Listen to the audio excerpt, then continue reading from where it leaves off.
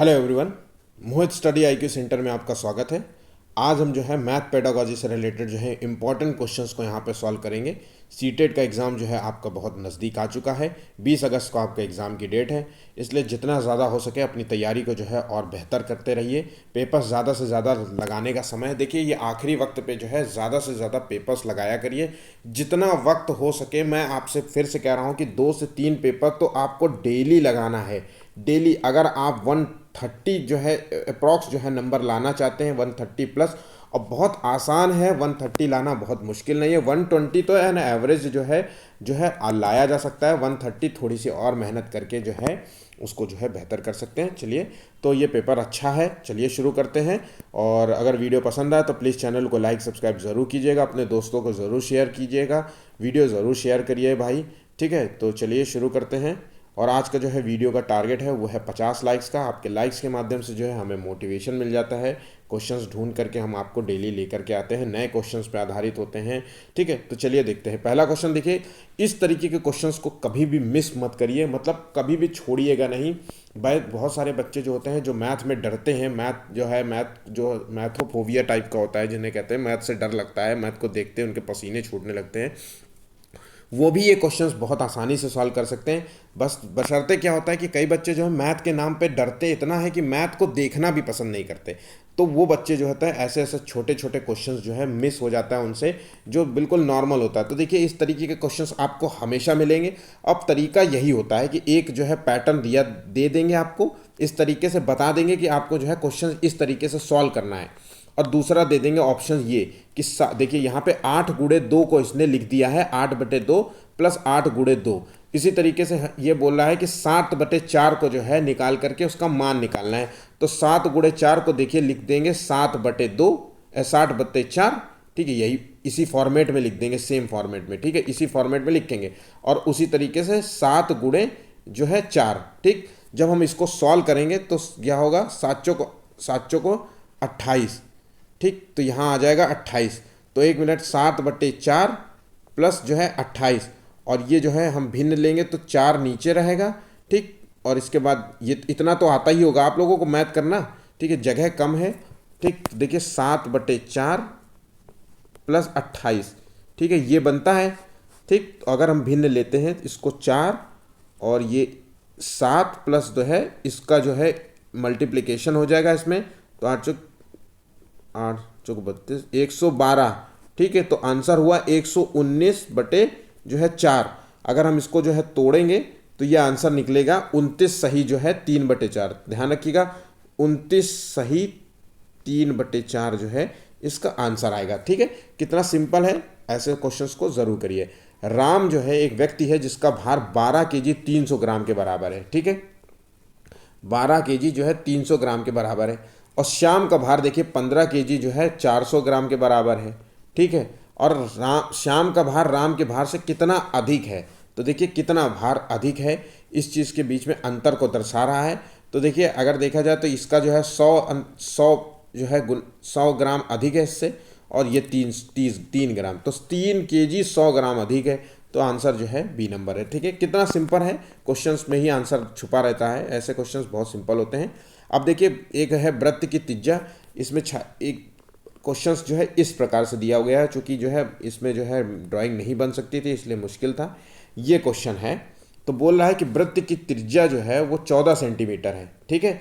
और वहीं पे छायांकित भाग जो है, और छायांकित भाग का अछायांकित भाग से जो है अनुपात बताइए। छायांकित भाग जो है, जो ये छाया है जहाँ पे बनाई है, और अछायांकित भाग का जो है दोनों इसका जो है इससे अनुपात बताना है। तो देखिए कितना सिंपल सा है, ठीक है। इसको समझते हैं। देखिए, तो वृत्त की त्रिज्या दी हुई है, तो आपको पता है ये वृत्त है और ये जो है इसका जो है केंद्र है और ये इसकी त्रिज्या है, ठीक है। तो ये इस भाग, ये जो है आपका तो ये जो त्रिज्या है वो 14 सेंटीमीटर है। आप क्वेश्चन समझ गए होंगे, फिगर आप समझ गए होंगे, चित्र को, ठीक। तो देखिए वृत्त की त्रिज्या होता है, वृत्त का क्षेत्रफल होता है, ध्यान रखिएगा, πr², ठीक है, πr² होता है। तो पाई की तो पाई रखते हैं, और आर जो है जिसकी त्रिज्या कहते हैं, और ये 14 स्क्वायर है, ठीक है। तो 14 का स्क्वायर होता है 196, ठीक है, 196 इंटू पाई। हमें ध्यान रखिएगा, कम से कम नहीं तो आपको 20 तक जो है स्क्वायर याद होने चाहिए। 11 का स्क्वायर 121 होता है, 12 का स्क्वायर 144 होता है। तो इसी तरीके से जो है सारे स्क्वायर्स जो है आपको याद करने हैं। क्वेश्चन जब पूछे जाते हैं तो एसएससी के एग्जाम्स के लिए बेस्ट होता है। किसी भी एग्जाम्स के लिए मैं आपको बता रहा हूँ कि ये स्क्वायर आप ज़रूर याद कर लीजिए, कि कॉपी पेन निकालिए और उसमें लिख लीजिए और रट्टा मार लीजिए, ठीक है। तो इसी तरीके से जो है ये वृत्त का क्षेत्रफल आ गया है, ठीक है। अब देखिए वृत्त का क्षेत्रफल मैंने अभी बताया कि यहाँ पे एक जो है वृत्त था और ये छायांकित भाग था और ये क्षेत्रफल पूरे इसका है, ठीक है।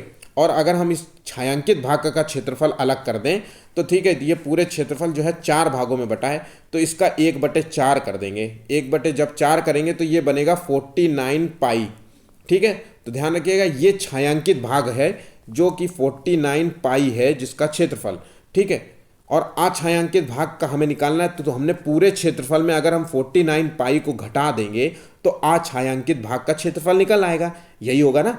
तो देखिए 49 पाई को जो है हम 196 पाई में घटा देंगे। ध्यान रखिएगा 196 पाई में घटाते हैं तो जो आपका छायांकित भाग आएगा वो 147 पाई आएगा। ध्यान रखिएगा 147 पाई आ जाएगा। अब देखिए यहाँ पे बोल रहा है दोनों का अनुपात निकालना है। हमने छायांकित भाग और अछायांकित भाग दोनों निकाल लिए हैं। जो छायांकित भाग है उसका जो क्षेत्रफल है 49 पाई है और अछायांकित का जो क्षेत्रफल है 147 जो है पाई है, ठीक। अब इन दोनों का जो है अनुपात अगर निकालना है, ठीक, तो यही बोल रहा है ना, इसका अनुपात निकालिए। तो ये हो गया 9 तिरका 27 और 4 तिये 12 13 14, ठीक। तो देखिए ये 1:3 हो गया, ठीक है। ये जो है 3 से डिवाइड हो जाता है तो 1:3 इसका आंसर है। कितना सिंपल है। वृत्त का क्षेत्रफल देखिए, आप अगर जो है सीटेट के एग्जाम में जा रहे हैं तो ध्यान रखिएगा वृत्त का क्षेत्रफल, आयत का क्षेत्रफल, है ना, और जो है समचतुर्भुज, ठीक, समचतुर्भुज, इन 3 के बारे में, और खास तौर से वृत्त का क्षेत्रफल, वृत्त का मतलब आयत हो गया और वर्ग भी, ठीक है। इन 3 के बारे में आप जो है पूरी जानकारी लिखिए कि वृत्त का क्षेत्रफल क्या होता है, वृत्त का परिमाप क्या होता है ना। तो ये सारे विकर्ण क्या होते हैं, वृत्त का जो है आयत का जो है क्षेत्रफल क्या होता है, इसके बारे में जरूर करिए। ये क्वेश्चन बिल्कुल सिंपल तरीके से थे, केवल फॉर्मूला बेस्ड क्वेश्चन आते हैं, ठीक है। देखिए इसमें कुछ भी नहीं था, ठीक। अब नेक्स्ट क्वेश्चन देखते हैं।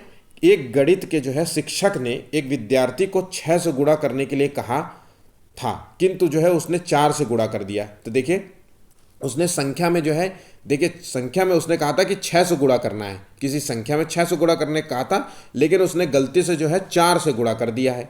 देखिए 4 से उसने गुणा, रुकिए, 6 से गुणा करने के लिए कहा था, उसने गलती से जो है 4 से गुणा कर दिया।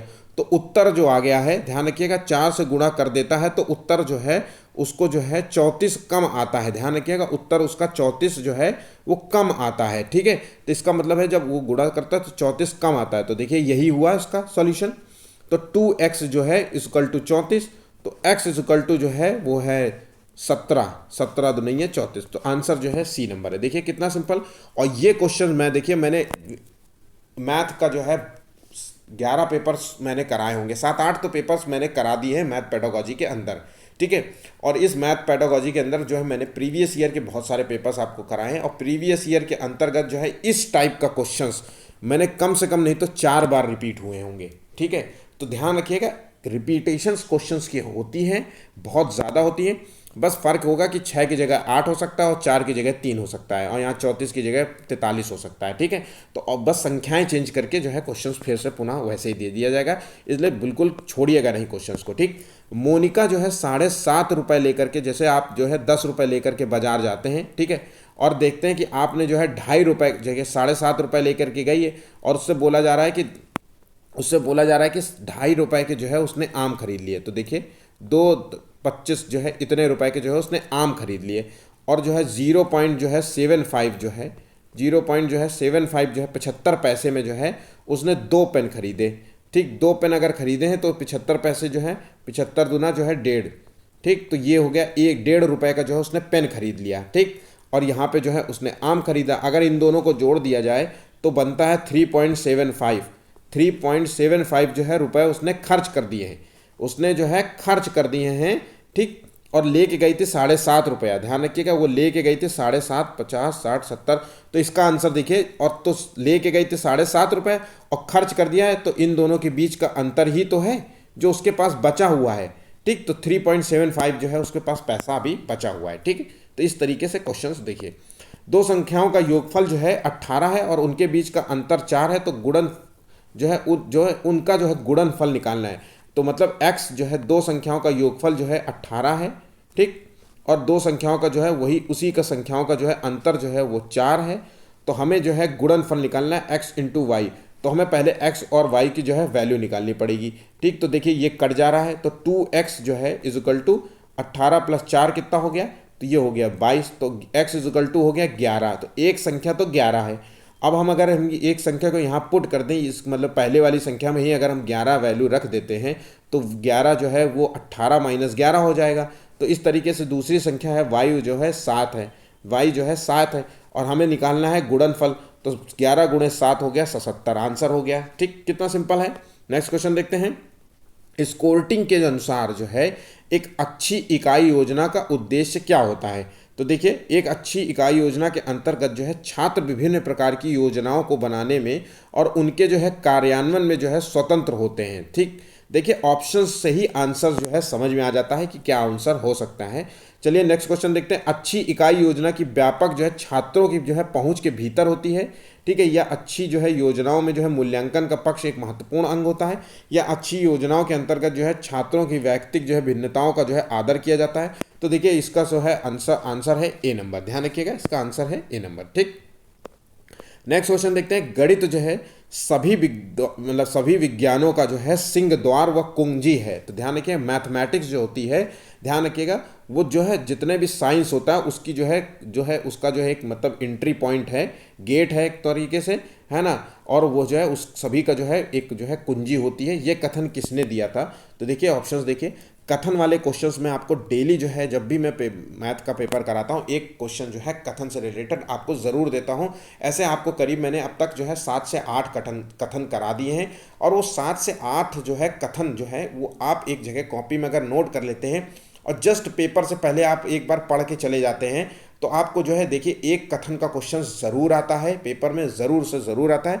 तो इस तरीके के क्वेश्चंस को मिस नहीं करना होता है, बस थोड़ी सी मेहनत करनी होती है। मेहनत ये कि मतलब ये मैंने कथन कराए, अगर कोई भी बच्चा जो है पढ़ने में जो है सोचता होगा कि मुझे अच्छे मार्क्स लाना है, उस बच्चे ने जो है अब तक जो है जितने भी मैंने कथन कराएंगे उसको एक कॉपी में लिख लिया होगा। अब जिस दिन वो पेपर देने जाएगा वो कथन जरूर पढ़ेगा और कथन पढ़ते ही वो जो निकल जाएगा चुपचाप पेपर, जैसे ही कथन आएगा उसका आंसर दे देगा। तो देखिए गणित जो है सभी विज्ञानों का सिंहद्वार और कुंजी होता है, ये कथन दिया है बेकन ने। आंसर जो है इसका बेकन है। ठीक है, नेक्स्ट क्वेश्चन देखते हैं। गणित में जो है कक्षा में जो है गणित शिक्षण के साथ साथ आयोजित की जाने वाली मासिक परीक्षाओं की जो है आवश्यकता होती है। तो ये क्यों होती है। तो छात्रों की जो है कमजोरी दूर करने के लिए होती है, या फिर जो है छात्रों की वार्षिक परीक्षाओं में जो है अंक जो है बढ़ाने के लिए होती है। ठीक है, तो परीक्षा का मूल उद्देश्य ना अंक बढ़ाना होता है, ना बच्चे का टेस्ट लेना होता है, या गणित के जो है टेस्ट के मासिक जो है परीक्षाओं के माध्यम से जो है अधिक से अधिक जो है अभ्यास कराया जाता है, या गणित के प्रति जो है रुचि बढ़ाने के लिए होता है। तो देखिए कई बच्चे जो है इसका आंसर जो है डी मार्क कर रहे होंगे, ध्यान रखिएगा, लेकिन इसका डी आंसर नहीं है, इसका जो है सी आंसर है। छात्रों में जो है अधिक से अधिक देखिए मासिक जो है टेस्ट होता है, वो जो है आमतौर पे जो देखिए मूल जो टेस्ट का उद्देश्य होता है वो बच्चे का जो है परीक्षण लेना होता है कि बच्चा जो है कितना उसको आता है कितना नहीं आता, ये मूल उद्देश्य होता है। देखिए उद्देश्य कई होते हैं, मासिक परीक्षाओं का केवल एक ही उद्देश्य नहीं है कि अधिक से अधिक जो है बच्चों को अभ्यास किया जाए। अभ्यास के अलावा जैसे एक ये ऑप्शंस के अलावा हो सकता है कि चौथा ऑप्शन ये भी दिया जा सकता है, इसको हटा करके टीचर दे दे, है ना, कि बच्चे को जो है मूल्यांकन करने के लिए कि क्या कमियां हैं बच्चे को, ताकि जो है उसी जो है मासिक टेस्ट में जानकारी प्राप्त होती है बच्चे के बारे में कि इस बच्चे को जो है इस टॉपिक से रिलेटेड कमजोरी है। जब आप पूछेंगे कि तुम्हारे इसमें नंबर क्यों कम आए हैं, तो वो बच्चा बताएगा सर मुझे ये वाला टॉपिक ही नहीं समझ में आ रहा था, इसलिए मैं कैसे बताता इसका आंसर, बाकी तो मुझे टॉपिक समझ में आ रहे थे, आपने उसी का टेस्ट ले लिया, है ना। तो ठीक टीचर समझ जाता है कि इसको जो है इस चीज़ से जो है प्रॉब्लम है, इस टॉपिक से रिलेटेड प्रॉब्लम है, तो उसको जो है पढ़ाने का प्रयास करता है। ठीक है, नेक्स्ट क्वेश्चन देखते हैं।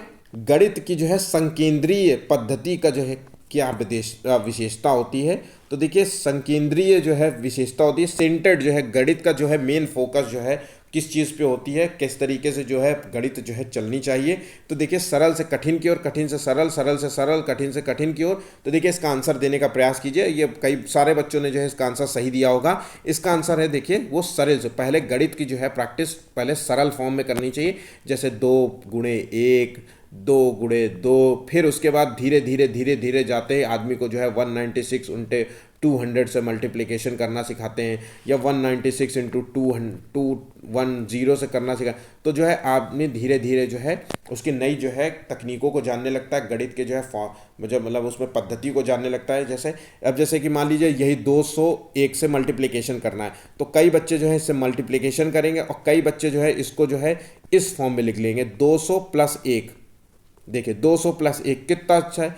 इससे 200 का मल्टीप्लिकेशन 196 से कर दिया और 196 प्लस जो है वह हो गया, जोड़ दिया, आंसर आ जाएगा। कितनी आसानी से हो जाता है। ठीक, तो इसी तरीके से जो है सरल से कठिन की ओर जाते हैं। मूल्यांकन की दृष्टि से जो है एक अच्छी परीक्षा में जो है सामान्यतः निम्नलिखित में से कौन सा गुण आवश्यक नहीं होता है। ध्यान रखिएगा इसमें से मूल्यांकन की दृष्टि से। तो देखिए विश्वसनीयता, वैधता, परिणाम या व्यापकता।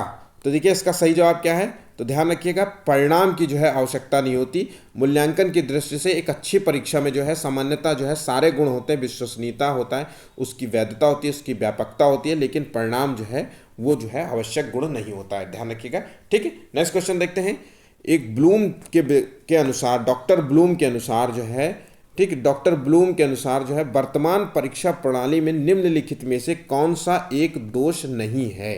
तो देखिए कक्षा में जो कार्य किया जाता है वो विषय के उद्देश्य को ध्यान रखकर नहीं किया जाता है, या प्रश्न पत्र में मौलिकता का पूर्ण जो है अभाव रहता है, और उत्तर पुस्तिकाओं का मूल्यांकन करने में शिक्षक की आत्मनिष्ठा प्रभाव पड़ता है, या उपयुक्त जो है पाठ्यक्रम का जो है सही निर्माण करना।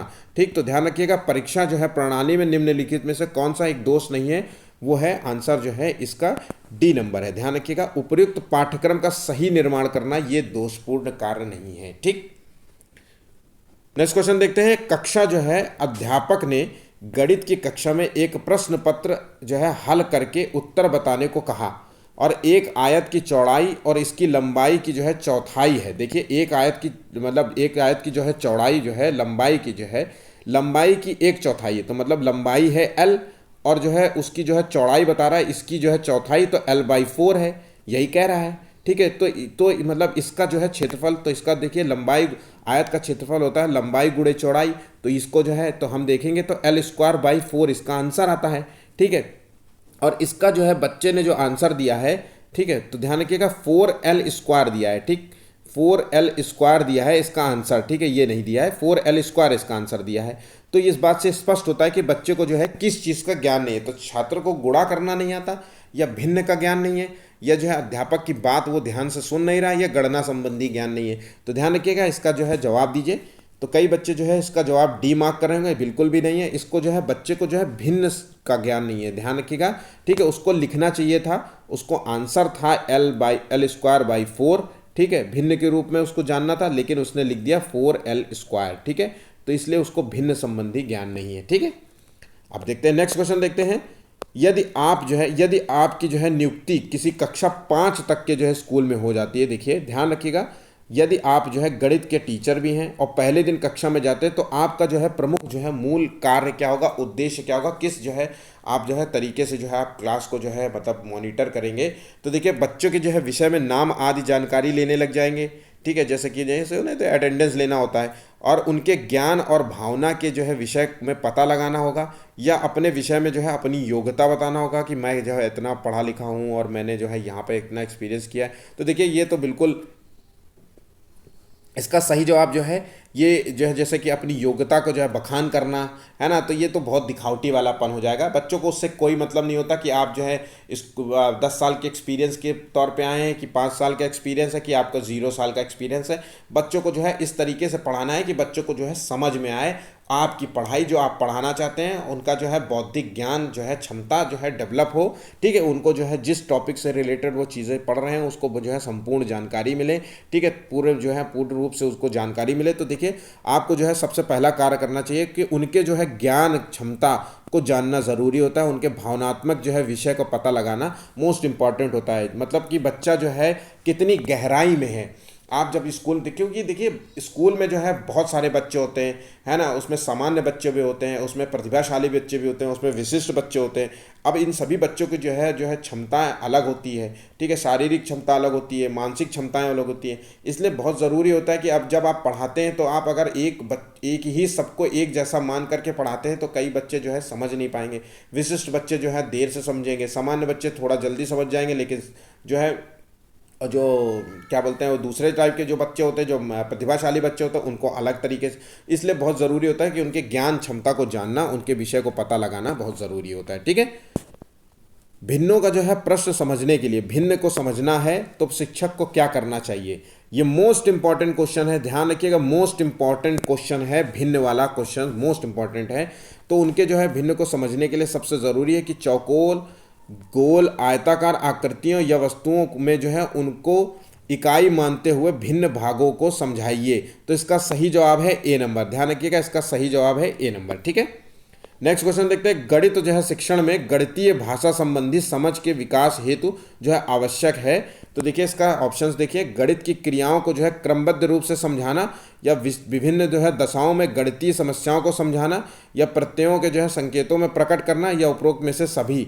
तो देखिए इसका सही जवाब है डी नंबर, ध्यान रखिएगा, इसका सही आंसर है डी नंबर, ठीक। नेक्स्ट क्वेश्चन देखते हैं। देखिए एक पिता जो है अपने पुत्र से जो है 4 गुना बड़ा है। तो ध्यान रखिए कि पिता की जो है वर्तमान आयु अगर हम देखें तो पिता की वर्तमान आयु जो है x है, यहाँ बोल रहा है खुद, और वो पुत्र की जो है वर्तमान आयु का जो है, ध्यान रखिएगा, वो 4 बड़ा है। तो मतलब पुत्र की जो वर्तमान आयु है वो x/4 है। देखिए देखिए उसमें बोला है ना, पिता अपने पुत्र से 4 गुना बड़ा है, ठीक है। तो 5 वर्ष बाद जो है पुत्र की आयु क्या होगी, ध्यान रखिएगा, 5 वर्ष बाद पुत्र की आयु क्या होगी। तो x/4 + 5 ये होगी 5 वर्ष बाद उसकी आयु, ध्यान रखिएगा। तो देखिए इस पर आंसर कहाँ है, x/4 + 5, यही आंसर इसका है ए नंबर, ठीक है। यहाँ पे ये गलत लिखा, ठीक है। नेक्स्ट क्वेश्चन देखते हैं। आदमी जो है किसी कार्य को, देखिए किसी कार्य को 12 दिन में करता है। एक आदमी जो है किसी काम को जो है वो 12 डेज में करता है, ठीक है। उसी प्रकार 15 आदमी उसी कार्य का आधा भाग, देखिए तो देखिए यहाँ पे आंसर लिखा है 20 आदमी, ध्यान रखिएगा, यहाँ पे थोड़ा सा मिसप्रिंट हो गया है। 20 आदमी जो है, देखिए 20 आदमी जो है किसी काम को, ठीक है, किसी काम को जो है, मान लीजिए वो काम ये है, एक काम को जो है, ठीक है, 12 दिन में पूरा करते हैं, ठीक है। उसी प्रकार से जो है 15 आदमी इसी काम को जो है, ध्यान रखिएगा, सेम काम जो दिया गया है 15 को, ठीक है, वो कितने दिन में करते हैं। तो मतलब मान लीजिए डे 2 है, ठीक है, तो 15 आदमी जो है इतने दिन में करते हैं, और कितना भाग कवर करते हैं, तो है आधा भाग कवर कर रहे हैं, तो 1/2, और यहाँ पे 1 है, ठीक है। तो इसको अगर हम सॉल्व कर लेते हैं इस तरीके से, ठीक, इसको जो है यहाँ पे भेज दो, ठीक। तो ये 1/, यहाँ पे जब सॉल्व कर लेंगे तो इस तरीके से जब आप सॉल्व करेंगे तो इसका आंसर आपको आ जाएगा 8 दिन, ठीक है। आप सॉल्व कर लीजिएगा, ठीक है। अंजलि के पास जो है 250 रुपये थे। देखिए कितना सिंपल है, ये सब सीटेट में आए हुए क्वेश्चंस हैं, ठीक है। नए नए तरीके से क्वेश्चंस आते हैं इसी तरीके से। देखिए अंजलि के पास 250 रुपये थे, वो अपने धन का जो है 1/3 भाग खर्च कर दिया। तो मतलब 240 रुपये का 1/3 भाग उसने खर्च कर दिया, तो उसके पास कितना शेष बचा। तो देखिए 3 8 3 24, 80 रुपये, 80 रुपये उसने खर्च कर दिया है, और जो है 240 - 80 कर लीजिए, तो देखिए कितना आंसर आएगा, 160। आंसर सिंपल सा देखिए आ गया तुरंत, ठीक। नेक्स्ट क्वेश्चन देखते हैं। दो अंकीय संख्या जिसका दहाई अंक x है, इकाई अंक y है, यदि जो है इस संख्या के जो है दाईं ओर जो है 2 लिख देने पर जो है संख्या हो जाएगी, ठीक है। तो देखिए इसको देखिए करते हैं।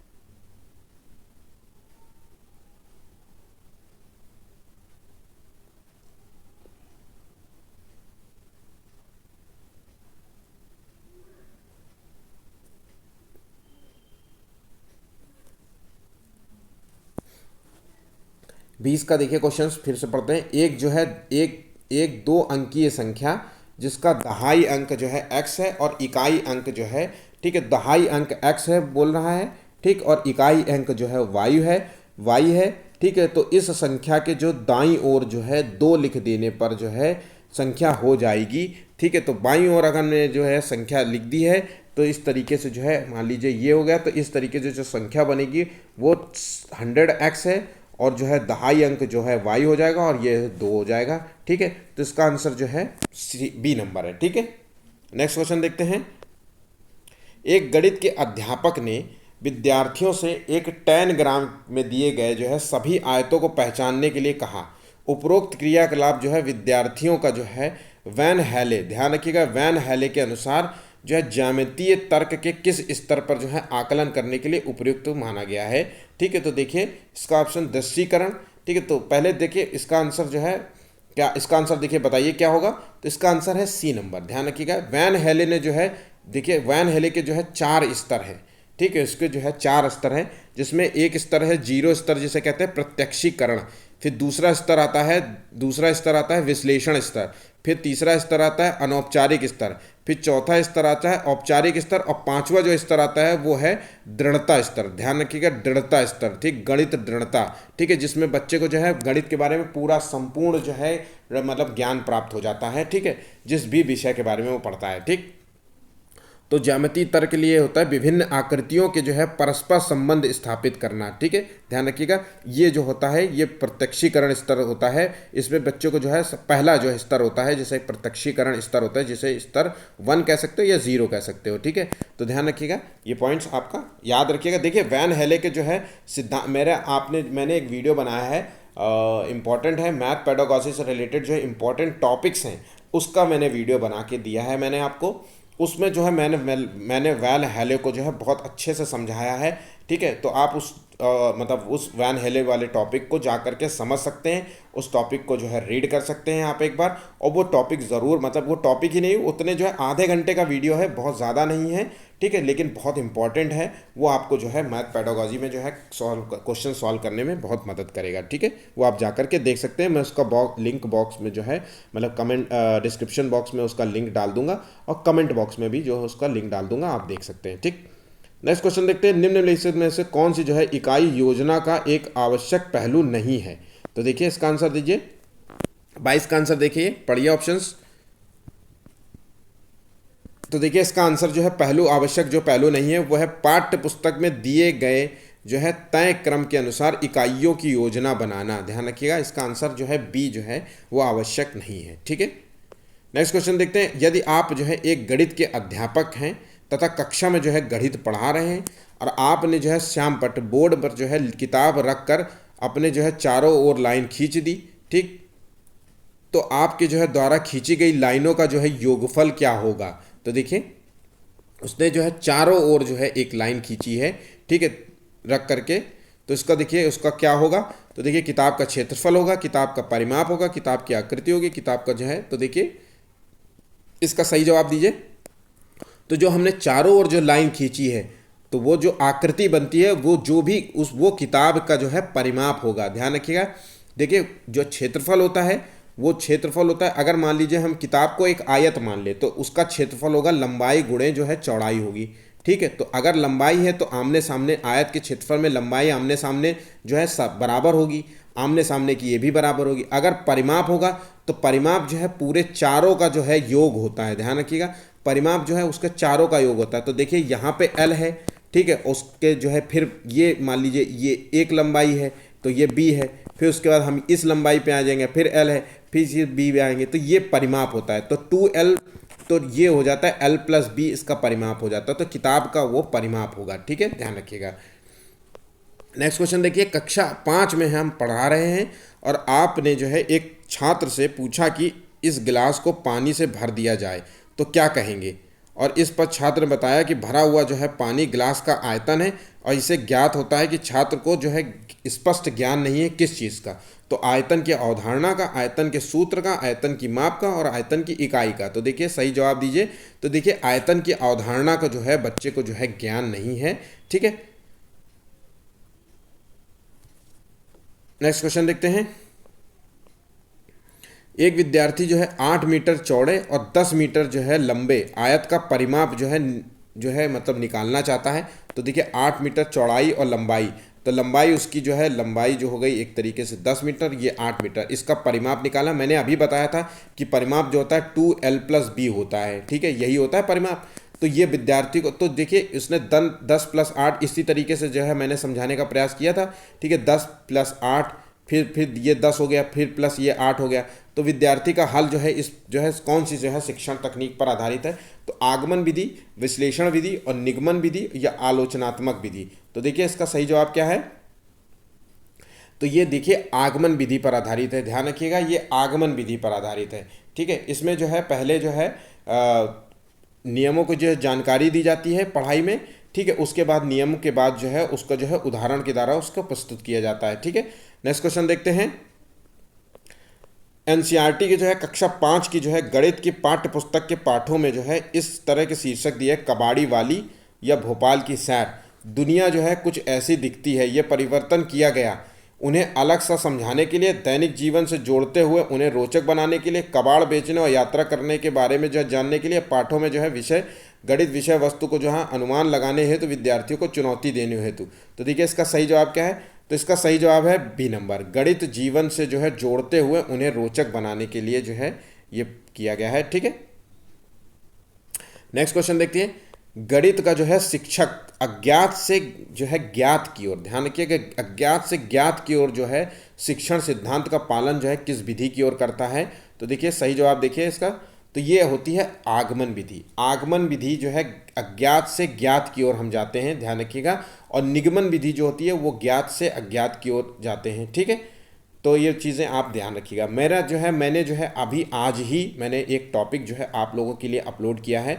मैंने मॉर्निंग में जो है आपको जो है शब्दावलियाँ जो है शब्दावलियाँ से रिलेटेड जो है एक वीडियो बनाया है। शब्दावलियाँ आप जा करके देख सकते हैं, वो ईवीएस के अंतर्गत आती हैं। लेकिन देखिए ईवीएस में हो या कोई भी हो, कहीं पे भी हो, ठीक है, इन शब्द आगमन विधि, निगमन विधि, शिक्षण विधियाँ है ना, इन सारी विधियों का जो है सब जगह प्रयोग होता है। तो ये आपको पता होना चाहिए कि आगमन विधि क्या होता है, निगमन विधि क्या होता है। आप जो है ये शब्दावलियों वाली वीडियो ज़रूर देखिएगा। मैं इसका भी जो है कमेंट बॉक्स और डिस्क्रिप्शन बॉक्स में इसका लिंक जो है शेयर कर दूंगा, पर इन वीडियो को ज़रूर देखिएगा। आपके लिए बहुत महत्वपूर्ण विधियाँ हैं, क्योंकि जब भी क्वेश्चन पूछता है तो इन जो है ऑप्शंस का अक्सर यूज़ होता है, ठीक है। और कई बच्चे जो है इन विधियों के बारे में इक्का दुक्का जो है पॉइंट्स जानते हैं, और जब क्वेश्चंस आते हैं तो बच्चे जो है कंफ्यूज होने लगते हैं कि ये किस विधि के अंतर्गत आता है या इससे रिलेटेड जो है और कौन से फैक्ट्स हो सकते थे। तो मैंने इन सारे जो है फैक्ट्स को उसमें जिक्र किया है, बाकायदा उसको समझाया है। आप वो वीडियोस देख सकते हैं जाकर के, वो उस वीडियो को ज़रूर मिस मत कीजिएगा, आज ही अपलोड किया है, ठीक है। चलिए नेक्स्ट क्वेश्चन देखते हैं। 28वां क्वेश्चन है। अगर अभी तक आपने वीडियो को लाइक और सब्सक्राइब नहीं किया है तो प्लीज़ चैनल को लाइक और सब्सक्राइब ज़रूर कर लीजिएगा, ठीक है। और टारगेट ज़रूर है, आज का 50 टारगेट है, ठीक। देखिए कौन सी विधि जो होती है देखो, सुनो और समझो के सिद्धांत पर आधारित होती है। प्रदर्शन, प्रयोगशाला, विश्लेषण और संश्लेषण। तो देखिए जब देखो और सुनो जो समझो वाली जो है सिद्धांत होता है वो प्रदर्शन विधि पर आधारित होता है। ध्यान रखिएगा, प्रदर्शन विधि पर आधारित होता है, ठीक है। डिमॉन्स्ट्रेशन जिसे विधि कहते हैं, ठीक है। इसमें जो है व्यक्ति जो है कार्य करते हुए जो है किसी चीज़ के लिए प्रदर्शन करता है। पहले उसको जो है समझने का प्रयास करता है, फिर उसको देखता है, फिर उसको जो है समझा, सारे मतलब डिमॉन्स्ट्रेशन जिस तरीके से होता है ना, उसी तरीके से प्रदर्शन विधि पर ये आधारित होता है, ठीक। यदि आप जो है गणित के अध्यापक हैं तो मंद बुद्धि जो है छात्रों के स्तर में जो है सुधार लाने के लिए जो है आप क्या करेंगे। तो देखिए इसका सही जवाब क्या है, तो देखिए उन बच्चों के जो है मंद बुद्धि वाले बच्चे हैं तो उनके सुधार लाने के जो है हम निदानात्मक जो है परीक्षण करेंगे, उनका जो है मूल्यांकन करेंगे, ठीक है। मूल्यांकन के माध्यम से जो है देखिए सतत मूल्यांकन करेंगे। देखिए सतत मूल्यांकन करेंगे बच्चे का जो है मतलब संपूर्ण मूल्यांकन, ठीक है, संपूर्ण मूल्यांकन। और संपूर्ण मूल्यांकन के अंतर्गत आता है 3 मूल्यांकन, निदानात्मक मूल्यांकन, उपचारात्मक मूल्यांकन, ठीक है। तो ये मूल्यांकन आता है। तो संपूर्ण मूल्यांकन के अंतर्गत निदानात्मक आता है, मतलब बच्चे के अंदर अगर कोई समस्या है, किसी भी प्रॉब्लम्स को लेकर जो है वो मतलब सॉल्यूशन नहीं ढूंढ पा रहा तो हम मदद करेंगे, ठीक है। मान लीजिए कि हम मंदबुद्धि वाला बच्चा धीरे पढ़ना पसंद करता है, तो हम जो है उसकी उस समस्या का सॉल्व करेंगे कि धीरे धीरे वो पढ़े ताकि वो समझे, कोई दिक्कत नहीं है, उसके धीरे पढ़ने से जो है कोई प्रॉब्लम नहीं आती, ठीक है। ने अगला क्वेश्चन है, बिल्कुल आखिरी है। इस किसके मतानुसार जो है समस्या समाधान की एक ऐसी प्रक्रिया है जिसकी ओर जो है सीखने संबंधित सभी क्रियाएं अग्रसर होती हैं तथा दी गई समस्या का जो है समाधान करती है। तो देखिए इसका ऑप्शन देखिए क्या है, तो ये जो है ऑप्शन मैंने अभी बताया कि स्टेटमेंट वाले क्वेश्चन ज़रूर मिस मत करिए, इन चीज़ों को जो है स्क्रीनशॉट हमेशा ले लीजिए। तो ये देखिए आंसर है इसका हर्बर्ट, ठीक है, इसका आंसर है हर्बर्ट, ठीक है। आज के जो है 30 इंपॉर्टेंट क्वेश्चंस थे जो मोस्ट इंपॉर्टेंट थे, जो आपको पता होने चाहिए, इनके आंसर जो है आपके जो है कितने मार्क्स आए, आज का पेपर जो है आपको कैसा लगा, हमें आप कमेंट कर सकते हैं। और जो है आपके कितने क्वेश्चंस इस पर 30 में से जो है आपके कितने क्वेश्चंस जो है सही हुए, इस पर भी जो है हमें आप कमेंट कर सकते हैं, आप हमें बताइएगा, ठीक है। वीडियो को लाइक और सब्सक्राइब ज़रूर कीजिएगा। आज के लिए बस इतना ही है, धन्यवाद।